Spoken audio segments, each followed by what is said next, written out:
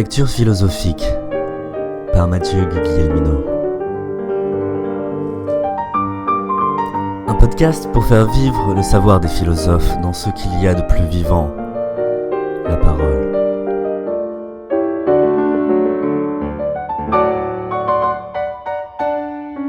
Cette semaine, une lecture de Friedrich Nietzsche. Ainsi parlait Zarathustra.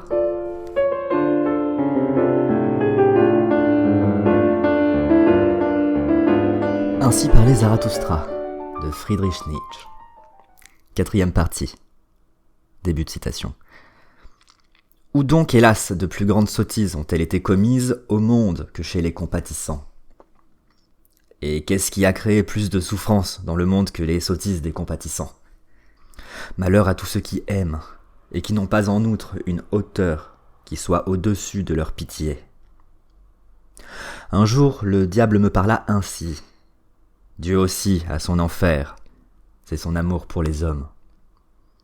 Et il y a peu je l'entendis dire ce mot. Dieu est mort de sa compassion pour les hommes. Fin de citation. Zarathustra, des compatissants. L'offrande de miel. Et de nouveau, les mois et les années passèrent sur l'âme de Zarathustra, et il n'y prêta pas attention. Mais ses cheveux blanchirent. Un jour qu'il était assis sur une pierre devant sa caverne et regardait au loin sans rien dire, car l'on voyait de là la mer et le regard plongé sur un enchevêtrement d'abîmes. Ces animaux se mirent pensivement à tourner autour de lui pour enfin venir se poster devant lui. « Ô Zarathustra, dirent-ils, est-ce ton bonheur que tu cherches des yeux ? Qu'importe le bonheur ! Répondit-il, il y a bien longtemps que je n'aspire plus au bonheur. Ce à quoi j'aspire, c'est à mon œuvre. Ô Zarathustra, dirent les animaux, à nouveau, tu dis cela comme quelqu'un qui a le bien à profusion. N'es-tu pas couché dans un lac de bonheur couleur d'azur ? Farceur que vous êtes, répondit Zarathustra, en souriant. Que vous avez bien choisi votre comparaison. Mais vous savez aussi que mon bonheur est lourd, et qu'il n'est pas comme la source jaillissante. Il me pousse et ne me veut pas. Il est semblable à la poix fondue. Alors, de nouveau pensivement, ces animaux se remirent à tourner autour de lui, et se postèrent une nouvelle fois devant lui. « Ô Zarathustra, dirent-ils, c'est donc à cause de cela que tu deviens toujours plus jaune et toujours plus sombre ? Bien que tes cheveux déjà veuillent devenir blancs et filasses. Vois, tu es assis dans ta poisse. »« Que dites-vous là, mes amis ?» fit Zarathustra, il se mit à rire. « En vérité, j'ai blasphémé lorsque j'ai parlé de pois. Ce qui m'arrive, c'est ce qui arrive à tous les fruits qui mûrissent. C'est le miel dans mes veines qui rend mon sang plus épais et mon âme plus calme. »« C'est sûrement cela, ô Zarathustra, répondirent les animaux, et ils se pressèrent contre lui. Mais ne veux-tu pas aujourd'hui monter sur tes hautes montagnes ? L'air est pur, et l'on voit aujourd'hui plus du monde que jamais auparavant. Oui, mes animaux, répondit-il, vous me conseillez excellemment, et selon mon cœur, je veux aujourd'hui monter sur ma haute montagne. Mais veillez à ce que j'y ai du miel sous la main. Du miel d'alvéole, jaune, blanc, bon, du miel doré, frais comme la glace. Car, sachez-le, je veux apporter là-haut l'offrande de miel. » Mais lorsque Zarathustra fut arrivé là-haut, il renvoya chez lui les animaux qu'il avait conduits, et il s'aperçut que désormais il était seul. Alors il se mit à rire de tout son cœur. Il regarda tout autour de lui et parla en ces termes. « Avoir parlé d'offrande et d'offrande de miel, ce fut seulement une ruse dans mon discours, et en vérité une folie efficace. Ici, en haut, j'ai déjà le droit de parler plus librement que devant les cavernes d'ermites et les animaux domestiques d'ermites. Que donner en offrande ? Je gaspille ce que l'on m'offre, moi le gaspilleur aux 1000 mains. Comment pourrais-je encore appeler cela faire des offrandes ? Et lorsque je désirais du miel, je ne désirais qu'un appât, et je désirais ce doux et visqueux breuvage, dont les ours grognons et d'étranges oiseaux méchants et renfrognés se pourlèchent les babines. Je désirais le meilleur appât, comme en ont besoin les chasseurs et les pêcheurs. Car si le monde est comme une sombre forêt pleine d'animaux, et comme le jardin d'agrément de tous les chasseurs sauvages, il me semble encore davantage une mer sans fond et pleine de richesses. Une mer pleine de poissons multicolores et de crabes, désirables pour des dieux aussi, pour qu'ils y deviennent des pêcheurs et des lanceurs de filets. Si riche est le monde en choses étranges, grandes et petites. C'est surtout dans le monde des hommes, dans la mer humaine, que je plonge ma canne à pêche en or et je dis « Ouvre-toi, abîme humain ! Ouvre-toi et jette-moi tes poissons et tes crabes miroitants. Avec mon meilleur appât, j'appâte aujourd'hui les plus étranges poissons humains. Mon bonheur lui-même, je le jette au loin, à tous les horizons, entre le lever, le midi et le coucher, pour voir si beaucoup de poissons humains n'apprennent pas à tirailler et à gigoter à mon bonheur, jusqu'à ce que mordant à mes hameçons pointus et cachés, ils soient contraints de s'élever à ma hauteur. Eux, ces poissons des profondeurs, ces goujons multicolores, vers le plus méchant des pêcheurs d'hommes.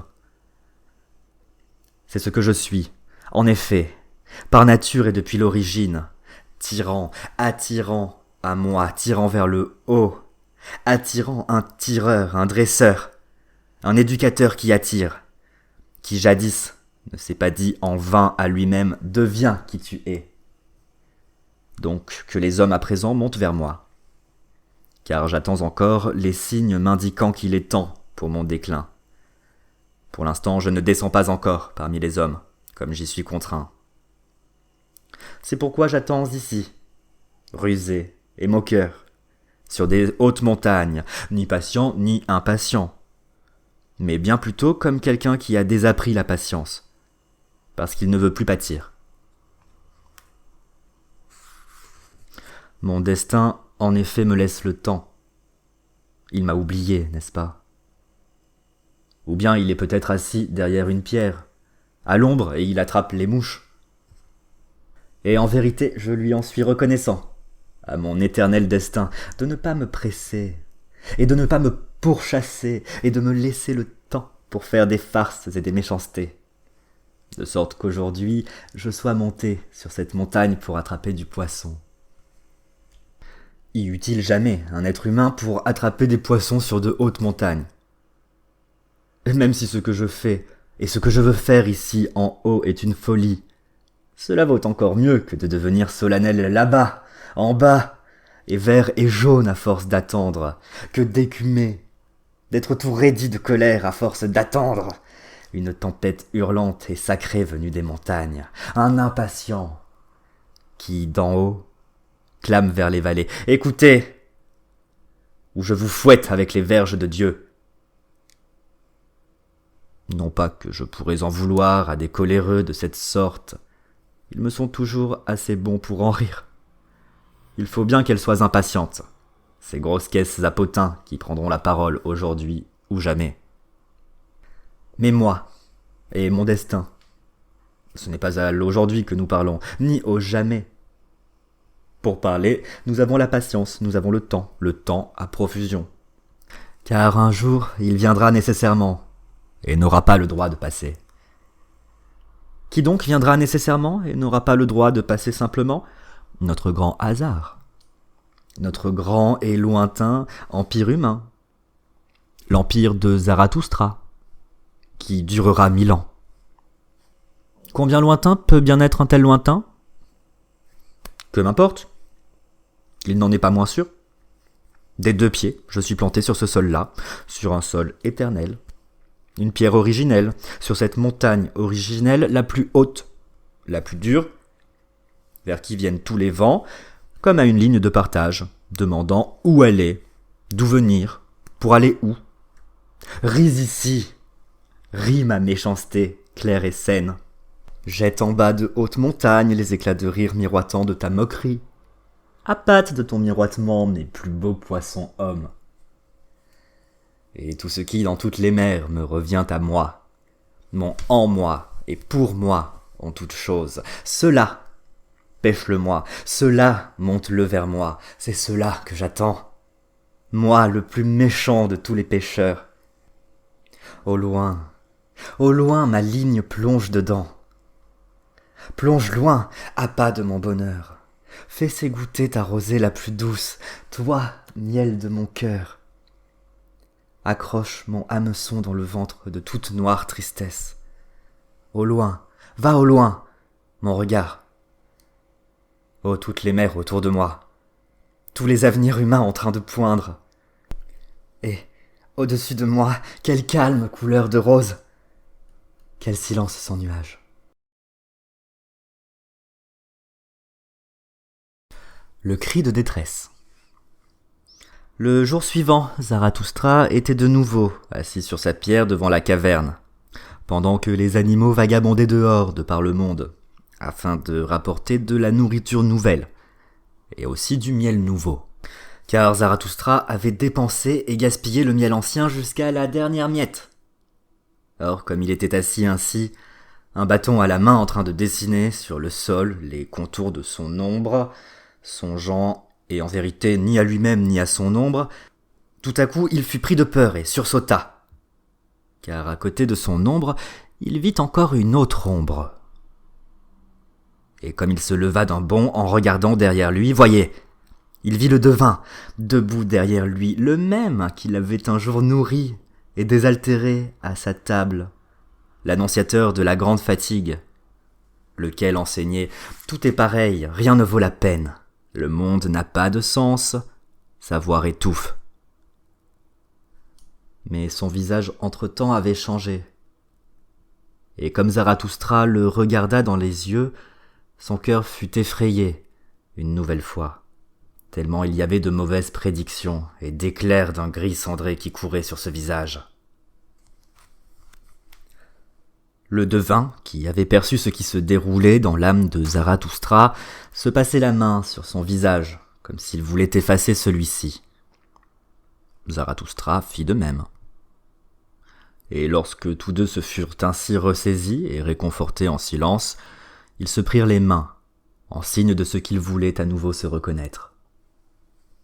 « Sois le bienvenu, dit Zarathustra, toi le prophète de la grande fatigue, ce n'est pas pour rien que tu auras été un jour mon hôte et commensal. Mange et bois, aujourd'hui aussi avec moi, et pardonne à un vieil homme joyeux d'être assis à table avec toi. »« Un vieil homme joyeux ?» répondit le devin, secouant la tête. « Qui que tu sois ou que tu veuilles être, ô Zarathustra, tu l'as été par trop longtemps ici en haut. Ta barque d'ici peu ne sera plus au sec. »« Suis-je donc au sec ?» demanda Zarathustra en riant. « Les vagues autour de ta montagne, répondit le devin, montent et montent, les vagues de la grande détresse et de la grande tristesse. Bientôt elles soulèveront aussi ta barque et t'emporteront. » Zarathustra se tut, et là-dessus, il s'étonna. « N'entends-tu encore rien ?» continua le devin. « N'entends-tu pas des bruissements et des mugissements monter des profondeurs ?» Zarathustra se tut à nouveau et écouta. Alors il entendit un long cri que les abîmes se jetaient l'un l'autre et répercutaient, car aucun ne voulait le garder, tellement sa sonorité était funeste. « Prophète de malheur, non. Prophète de malheur, dit enfin Zarathustra, cela c'est un cri de détresse, et le cri d'un homme. Certes, il peut bien provenir d'une mer noire, mais que peut bien me faire la détresse humaine? Mon dernier péché, qui m'est réservé jusqu'ici, tu sais certainement comment il se nomme. »« Compassion, répondit le devin, le cœur débordant, en élevant les deux mains. Ô Zarathustra, je suis venu pour te séduire pour ton dernier péché. Et à peine ces paroles furent-elles prononcées que le cri retentit une nouvelle fois, et plus long, et plus angoissé qu'auparavant, et déjà beaucoup plus proche. « Entends-tu, ô Zarathustra » s'écria le devin. « C'est à toi que ce cri s'adresse. C'est toi qui l'appelle. Viens, viens, viens, il est temps, il est grand temps. » Zarathustra alors se tut, troublé et bouleversé. Enfin, il demanda, hésitant en lui-même. « Et qui est ce là-bas qui m'appelle ?» « Mais tu le sais bien, répondit le devin avec brusquerie. Qu'as-tu à te cacher ? C'est l'homme supérieur qui t'appelle. » « L'homme supérieur ?» s'écria Zarathustra pris d'effroi. « Que veut-il celui-là ? Que veut-il celui-là ? L'homme supérieur, que veut-il ici ?» Et sa peau se couvrit de sueur. Mais le devin ne répondit pas à l'angoisse de Zarathustra, mais il écoutait, et écoutait encore les profondeurs. Cependant, lorsque pendant un long moment le silence y régna, il détourna les yeux et vit Zarathustra debout, tremblant. « Ô Zarathustra, commença-t-il d'une voix triste, tu ne te tiens pas là debout comme quelqu'un que son bonheur ferait tourner. Il te faudra danser pour que tu ne tombes pas. Mais voudras-tu danser devant moi et exécuter tous les bonds de côté que personne, cependant, ne serait en droit de me dire « Voyez !» C'est le dernier homme joyeux qui danse là.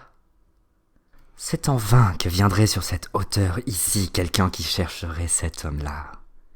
Il trouverait des cavernes, et des cavernes encore derrière des cavernes, des cachettes pour ceux qui se cachent, mais pas des mines de bonheur, des chambres au trésor et de nouveaux filons d'or et de bonheur. Le bonheur.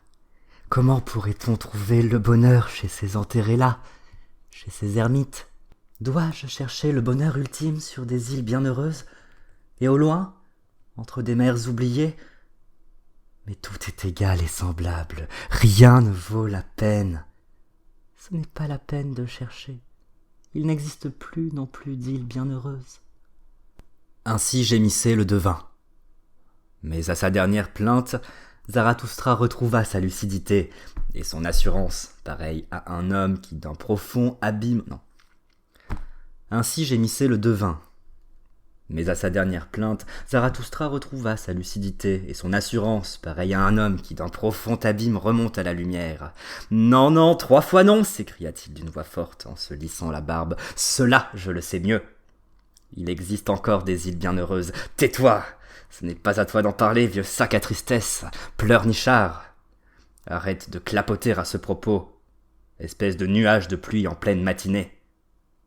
Ne suis-je pas là déjà ? Inondé par ta tristesse et trempé comme un chien. Je me secoue maintenant, et je m'échappe en courant pour me sécher. Tu ne dois pas t'en étonner. Je te parais discourtois, mais ici c'est moi qui tiens ma cour. Mais pour ce qui est de ton homme supérieur, allons, je vais aussitôt le chercher dans ces forêts, c'est de là qu'est venu son cri.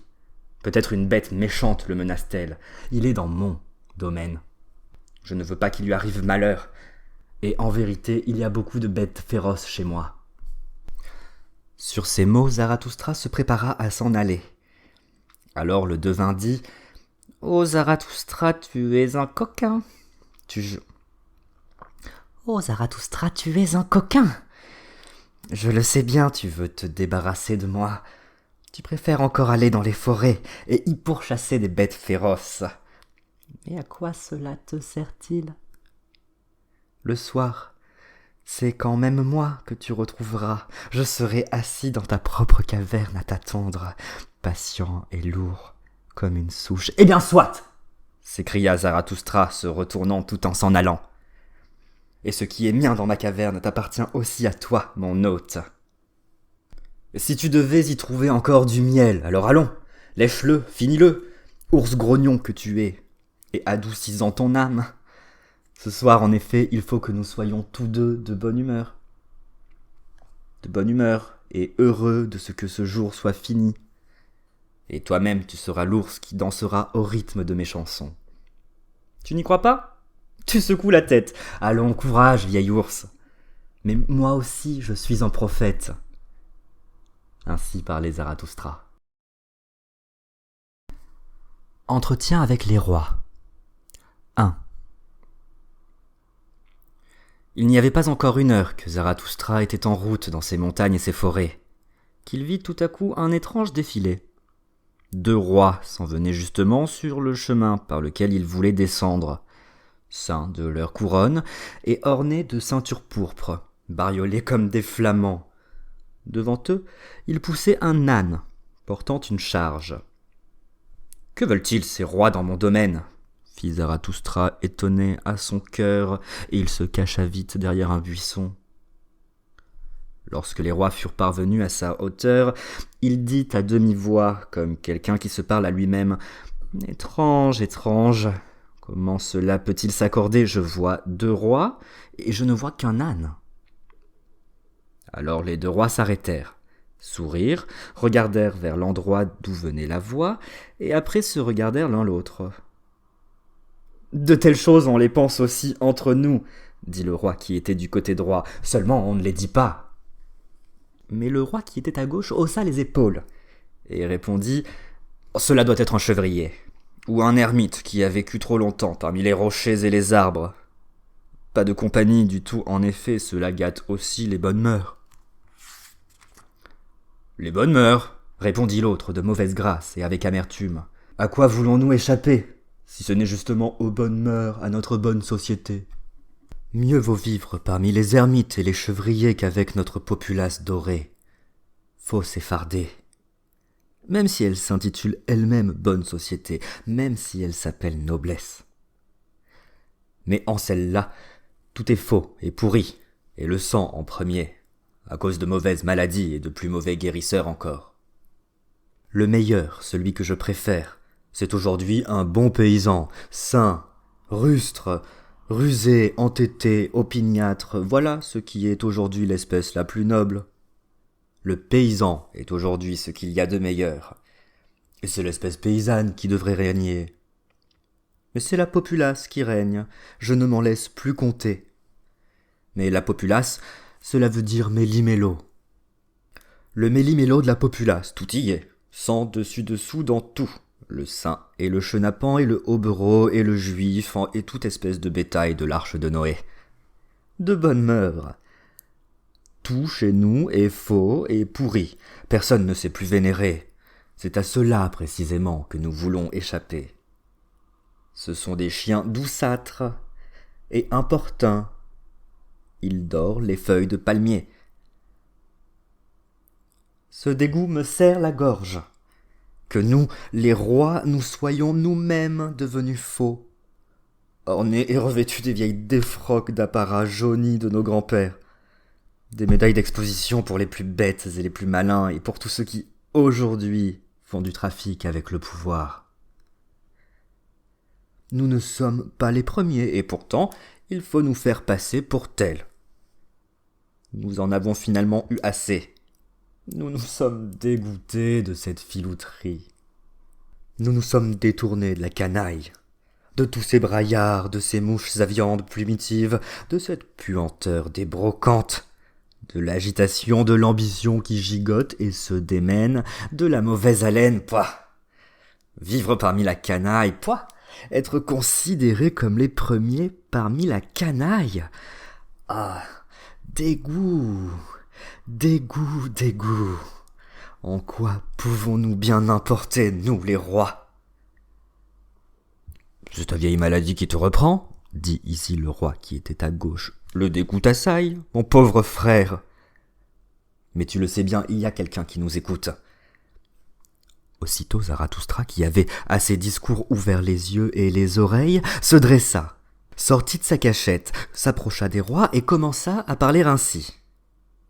Celui qui vous écoute, celui qui aime à vous écouter, il s'appelle Zarathustra. Je suis Zarathustra, qui a dit un jour « Que peuvent bien importer les rois ?» Pardonnez-moi, mais je me suis réjoui lorsque vous vous êtes dit l'un l'autre « Que pouvons-nous bien importer, nous les rois ?» Mais ici c'est mon domaine, c'est moi qui commande ici. Que pouvez-vous bien venir chercher dans mon domaine ? Mais peut-être avez-vous trouvé en cours de route ce que moi je cherche, à savoir l'homme supérieur. » Lorsque les rois entendirent ceci, ils se frappèrent la poitrine et dirent d'une seule voix « Nous sommes démasqués !» Avec le coup d'épée de ce mot, tu tranches la plus épaisse obscurité de notre cœur. Tu as découvert notre détresse car, oh, vois, nous sommes en route pour trouver l'homme supérieur. L'homme qui est supérieur à nous bien que nous soyons des rois. L'homme supérieur, en effet, doit aussi être le maître suprême sur terre. Il n'y a pas de plus dur malheur sur terre dans tout le destin humain que de voir des puissants sur cette terre qui ne soient pas aussi les tout premiers quant à la valeur. Alors tout devient faux, et oblique et monstrueux. Et quand de plus ils sont les derniers des derniers, et plus bétail qu'humains. Alors la populace croît et croît en valeur, et enfin la vertu populaire se mettra même à dire « Voyez, je suis moi seul la vertu. » « Qu'est-ce que je viens d'entendre ?» répondit Zarathustra. « Quelle sagesse pour des rois !»« Je suis ravi. Et en vérité, ça me donne envie de faire quelques petits vers là-dessus, même si cela doit devenir des vers qui ne sont pas bons pour toutes les oreilles. Il y a longtemps que j'ai désappris à avoir des égards pour les longues oreilles. Allons, courage !» Or, il arriva ici que l'âne aussi arriva à prendre la parole. Il dit clairement, et avec humeur, « Oui, en !» Un jour, je crois du salut, c'était l'an 1, la Sibylle dit ivre sans vin. « Au malheur, ça va de travers. Déclin, déclin. Jamais le monde ne tomba si bas. Rome devint putain et putasserie. Le César de Rome s'est fait bétail. Dieu lui-même s'est fait juif. » 2. Les rois se délectèrent de ces vers de Zarathustra. Mais le roi de droite dit « Ô Zarathustra, comme nous avons bien fait de partir pour te voir. Tes ennemis en effet nous ont montré ton image dans leur miroir. On t'y voyait railleur, avec une grimace satanique, de sorte que nous eûmes peur de toi. Mais à quoi bon ? Tes maximes pourtant ne cessaient de nous picoter le cœur et les oreilles. Alors nous dîmes, il faut bien... Non. Alors nous dîmes, que peut bien importer la tête qu'il a, il nous faut l'entendre. Lui, qui enseigne, vous devez aimer la paix, comme un moyen vers de nouvelles guerres. Et vous devez davantage aimer une paix courte qu'une paix longue. Jamais personne n'a prononcé des paroles aussi guerrières. Qu'est-ce qui est bon ? Être vaillant est bon, c'est la bonne guerre qui sanctifie toute chose. Ô Zarathustra, le sang de nos pères. À ces mots s'éveille dans nos corps. C'était le discours que le printemps tient à de vieilles barriques de vin. Quand les épées se mêlaient, pareils à des serpents tachés de rouge, alors nos pères furent heureux de vivre. Tout le soleil de la paix leur semblait tiède et fade, la longue paix leur faisait honte. Comme ils soupiraient, nos pères, quand ils voyaient le long de la muraille se dessécher des épées étincelantes. Car pareils à elles, ils avaient soif de guerre. Une épée en effet veut boire du sang, et elle en étincelle d'avidité. Comme les rois parlaient et jacassaient ainsi avec une ardeur du bonheur de leur père, ce ne fut pas une petite envie qui prit Zarathustra de se moquer de leur ardeur, car visiblement c'étaient des rois très pacifiques qu'il voyait devant lui, au visage fin et vieux. Mais il se retint. « Allons, dit-il. Le chemin mène là-bas où se trouve la caverne de Zarathustra, et cette journée aura une longue soirée. Mais à cette heure, un cri de détresse m'éloigne, en hâte de vous. Ce sera un honneur pour ma caverne, si des rois veulent bien s'y asseoir et attendre. Mais certes, il vous faudra attendre longtemps. Mais qu'importe, où apprend-on mieux à attendre qu'à la cour ? Et toute la vertu des rois qui est restée ne s'appelle-t-elle pas aujourd'hui savoir attendre ? » Ainsi parlait Zarathustra.